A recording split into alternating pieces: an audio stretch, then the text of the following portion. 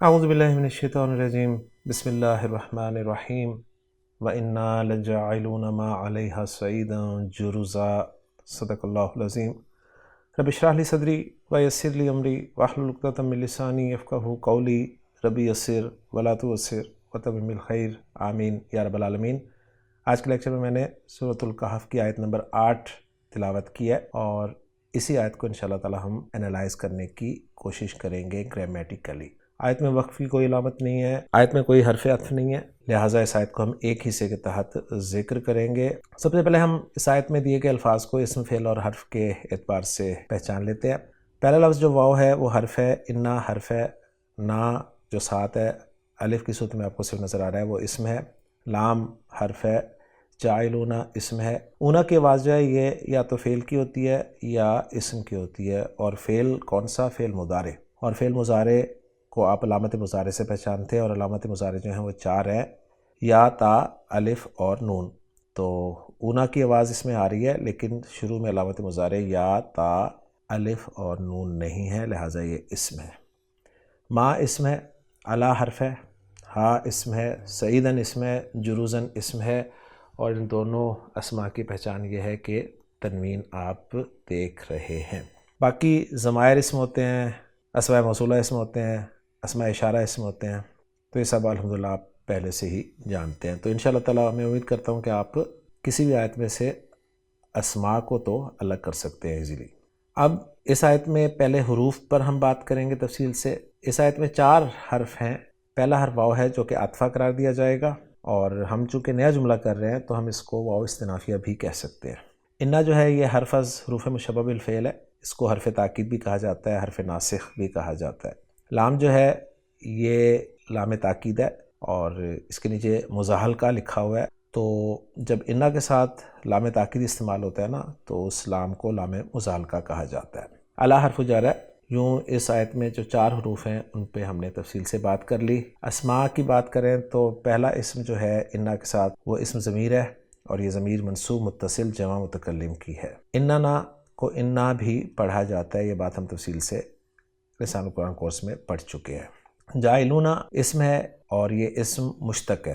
اسم کی گرامر والے جو ہے نا اصل کے اعتبار سے 3 قسمیں کرتے ہیں، کہ اصل کے اعتبار سے اسم کی 3 قسمیں ہیں۔ ایک کو کہتے ہیں اسم جامد، دوسری کو کہتے ہیں اسم مصدر، اور تیسری کو کہتے ہیں اسم مشتق۔ اسم جامد وہ اس اسم کو کہتے ہیں جو نہ کسی کلمہ سے بنا ہو اور نہ اس سے کوئی کلمہ بنے، جیسے رجل، فرس۔ اب رجل جو ہے یہ کسی کلمہ سے بنا نہیں ہے، کلمہ کی بات کر رہا ہوں میں، حروف کی بات نہیں کر رہا۔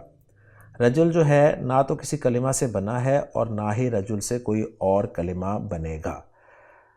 اب یہ مطلب نہیں ہے کہ رجل کا مثنیٰ نہیں بنے گا یا رجل کی جمع نہیں بنے گی، یہ مراد نہیں ہے، یعنی کوئی اور کلمہ اس سے نہیں بنے گا۔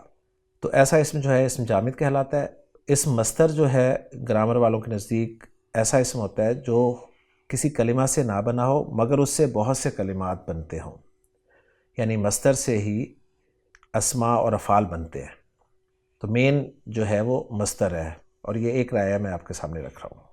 جیسے نصر مصدر ہے جس کے معنی مدد کرنا کے ہوتے ہیں، اسی سے ناصر بنے گا، اسی سے منصور بنے گا، اسی سے انصر بنے گا، اسی سے نصر ماضی، اسی سے ینصرو مضارع۔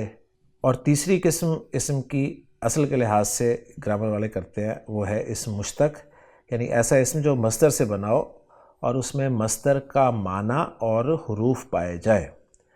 جیسے ضرب سے ضارب جو بنتا ہے نا، تو ضرب کے معنی ہے مارنا، اور ضرب کے حروف مادہ ہیں ضاد، را اور با، تو اس سے ضارب بنا تو حروف وہی ضرب کے پائے جا رہے ہیں اور مصدر کے معنی بھی پائے جا رہے ہیں، یعنی ضرب کے معنی تھے مارنا تو ضارب کے معنی ہوں گے مارنے والا۔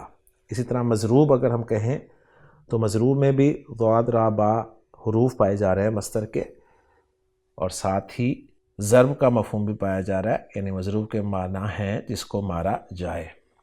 تو یہ ایک تقسیم کی جاتی ہے، نحو کی کتابوں میں آپ کو ملے گی۔ اسم کی تقسیم بالحاظ اصل، ایک اسم جامد، ایک اسم مصدر اور ایک اسم مشتق۔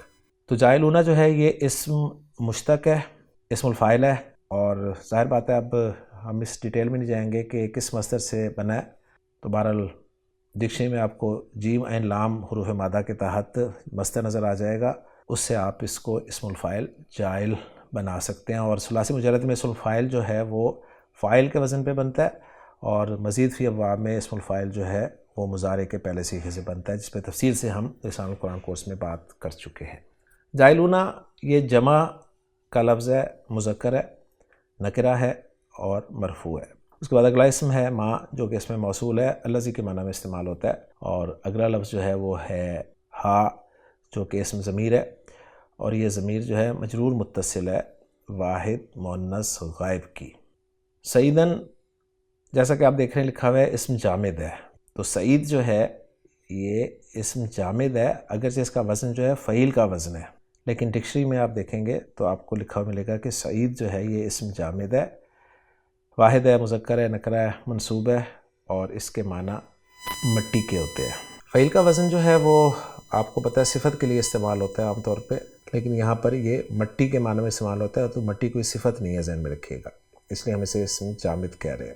اگلا لفظ جو ہے وہ ہے جروزن۔ جروزن یہ صفت مشبہ ہے، ڈکشنری میں لکھا ہوا ہے، اور اس کا وزن جو ہے یہ فعل ہے، واحد ہے، مذکر ہے، نکرہ اور منصوب ہے۔ جروزن کے معنی جو ہیں وہ ڈکشنری میں بنجر کے کیے گئے ہیں، اور آپ سمجھتے ہیں بنجر کسے کہتے ہیں، یعنی ایسی زمین جو کچھ پیدا نہ کر سکے۔ تو اس آیت میں جو اسماء استعمال ہوئے تھے ان پہ بھی ہم نے بات کر لی ہے، اور یہ بات آپ کے ذہن میں ہونی چاہیے کہ اس آیت میں کوئی فعل استعمال نہیں ہوا۔ اب ان تمام الفاظ کو جوڑ کر ہم کچھ بنانے کی کوشش کرتے ہیں۔ تو واؤ سے ہمارا جملہ بنے گا، اور واؤ کو ہم عاطفہ قرار دیں تو پچھلی آیت پہ عطف ہو جائے گا، اور واؤ کو استنافی قرار دیں تو ہمارا جملہ مستانفہ بنے گا۔ انا حرف ظروف مشبہ بالفعل ہے، جب بھی آتا ہے اس کا ایک اسم ہوتا ہے اور ایک خبر ہوتی ہے۔ انا کا اسم جو ہے وہ منصوب ہوتا ہے، لہٰذا آپ کو نا جو ہے یہ ضمیر منصوب متصل نظر آ رہی ہے، جسے ہم اسم انا قرار دیں گے، اور انا کی خبر جو ہے وہ اسم بھی ہو سکتی ہے اور فعل بھی ہو سکتی ہے۔ تو یہاں پر اسم آ رہی ہے انا کی خبر، جو کہ جاعلون ہے، اور مبتدا و خبر میں مطابقت ہوتی ہے جنس و عدد کے اعتبار سے، لہٰذا آپ دیکھیں کہ نا ضمیر جمع کی ہے تو جاعلون بھی جمع استعمال ہوا ہے۔ لام جو ہے یہ لام تاکید ہے، لیکن چونکہ انا کی خبر پہ داخل ہوا ہے لہٰذا اسے ہم لام مزاحلقہ کہہ رہے ہیں۔ جاعلون چونکہ صیغہ صفت ہے، اسم الفاعل ہے، اور یہ جتنے بھی صیغہ صفت ہوتے ہیں گرامر والے ان کی بھی پوری ترکیب کرتے ہیں اور کہتے ہیں کہ یہ بھی فعل کی طرح استعمال ہوتے ہیں۔ جس طرح فعل اگر متعدی ہو تو اس کا مفعول آتا ہے، اور لازم ہو تو فاعل تو آتا ہی آتا ہے۔ تو جعل یجعلو جو ہے ایک متعدی فعل ہے، لہٰذا اس کے دو مفعول آتے ہیں اگر یہ سیرہ کے معنی میں ہو۔ تو یہاں پر جو ما ہے جاعلون کے بعد، یہ محلاً منصوب اس کا مفعول بھی اول ہے، اور ما اس میں موصول ہے، اور جب اس میں موصول آتا ہے اس کا صلۃ الموصول آگے ضرور ہوتا ہے، اور صلۃ الموصول جو ہے وہ 99% فعل ہوتا ہے، اور 1% میں جملہ اسمیہ یا جار مجرور یا ظرف اور مضاف الیہ ہوتے ہیں۔ تو یہاں پر جار مجرور جو ہے علیہا، یہ صلۃ الموصول بن رہا ہے ما کے لیے، اور یہ بات وہی ہے کہ ہم اس جار مجرور کو صلہ اصل صلے کی غیر موجودگی میں کہہ رہے ہیں، یعنی یہ جار مجرور کسی نہ کسی کے متعلق ہے، اور وہ جو متعلق ہے وہ اصل میں صلہ ہے، اور وہ ظاہر بات ہے جملہ فعلیہ ہی ہوگا۔ سعیدن مفعول بھی ثانی ہے جاعلون فعل کے لیے، اور جرزن جو ہے یہ صفت ہے سعیدن کی۔ تو عرب جو ترکیب کرتا ہے وہ میں نے بالکل اسی پیٹرن پہ آپ کے سامنے ترکیب کی ہے کہ انا کا اسم بتا دیا، انا کی خبر بتا دی، آگے مفعول بھی اول بتا دیا، صلۃ الموصول بتا دیا، مفعول بھی ثانی بتا دیا، اور صفت بتا دیا، اور زنجیری ترکیب میں سب کو جوڑا جاتا ہے، یعنی سعیدن جرزن کو موصوف صفت بنا کے مفعول بھی ثانی کہا جائے گا، علیہا کو صلۃ الموصول، ما کو موصول، اور پھر ما اپنے صلۃ الموصول سے مل کر مفعول بھی اول بنے گا جاعلون کے لیے، اور پھر جاعلون صیغہ صفت، اسم الفاعل اپنے فاعل اور اپنے دونوں مفعولوں سے مل کر شبہ جملہ اسمیہ بن کر خبر بنے گا انا کی، اور پھر انا اپنے اسم اور خبر سے مل کر جملہ اسمیہ بنے گا۔ تو یہ ایک زنجیری ترکیب ہے، لیکن زیادہ آسان ترکیب یہ ہے کہ آپ عرب کے طریقے پہ کریں، تو بس جو بھی چیز آئے اس کا پارٹ مکمل کر کے باقی چیزوں کو ساتھ ساتھ جوڑتے جائیں۔ تو الحمدللہ جی ایک مختصر سی آیت تھی جو ہم نے اپنی ورکنگ کے تحت مکمل کر لی ہے۔ اب اگر ہم علماء کی ورکنگ کو دیکھیں تو پہلی ورکنگ جو ہے آپ سکرین پہ دیکھ رہے ہیں، سمپل سی ہے، واو عاطفہ ہے، انا حرف ناسخ ہے، نا اسم انا ہے، لجاعلون اللام المزاحلقہ وجاعلون خبر انا، ما اسم موصول مفعول بھی اول لجاعلون، علیہا جار مجرور متعلق محذوف صلۃ الموصول، اور جملۃ صلہ جو ہے وہ لا محل لہا من الاعراب ہے۔ سیدن مفعول بھی ثانی لجاعلون ہے، اور جرزن نعت ہے، صفت ہے سیدن کی۔ تو یہ بالکل عرب کے پیٹرن پہ ترکیب آپ کو نظر آ رہی ہے۔ محمود حافظ صاحب نے اس جملے کی ترکیب کچھ یوں کی ہے کہ واو عطفہ ہے، انا مثل الاول یعنی جو پیچھے گزرا تھا اس کی مانند ہے، اللام المزالکہ ہے، توکید کے لیے ہے، جائلونا خبر و انا ہے، ما مثل الاول یعنی پچھلے آیت میں جو تھا اسی طرح ہے، الا حرف جر ہے، ہا ضمیر اور جار مجرور متعلق ہیں بمحذوف صلہ ما۔ سیدن مفعول بھی ثانی ہے، اور جرزن جو ہے وہ سیدن کی نعت یعنی صفت ہے، اور جملہ ایک ہی بنا ہے، انا لجاعلون والا لا محل لہا معطوفہ علی جملہ انا جعلنا یعنی پچھلی آیت والے جملے پر۔ تو الحمدللہ جی مختصر سی آیت تھی، بڑی آسانی سے ہماری آج گرامیٹیکلی انالائز ہوگی، اور ماشاءاللہ آپ جانتے ہیں کہ جب ایک مرتبہ کہتے ہیں ہاتھ چل جائے تو پھر سب چیزیں آسان ہوتی جاتی ہیں، تو بس ایک دفعہ ہاتھ چلانے کی بات ہے، اور اللہ تعالیٰ سے دعا کرے اللہ تعالیٰ آپ کے لیے ان چیزوں کو آسان فرمائے۔ ترجمہ آپ کے سامنے اس آیت کا رکھ دیتا ہوں، وَإِنَّا لَجَعِلُونَ مَا عَلَيْهَا صَعِيدًا جُرُزًا، اور بلا شبہ ہم جو کچھ اس پر ہے اسے ضرور ایک چٹیل میدان بنا دینے والے ہیں۔ تو سعید کے ایک معنی تو مٹی کے میں نے آپ کو بتایا نا، تو ایک معنی خان صاحب نے ڈکشنری میں اس کے میدان کی بھی کیے ہیں، جیسا کہ آپ سکرین پہ دیکھ رہے ہیں، صاد عین دال کے تحت خان صاحب بتا رہے ہیں سعید کے معنی۔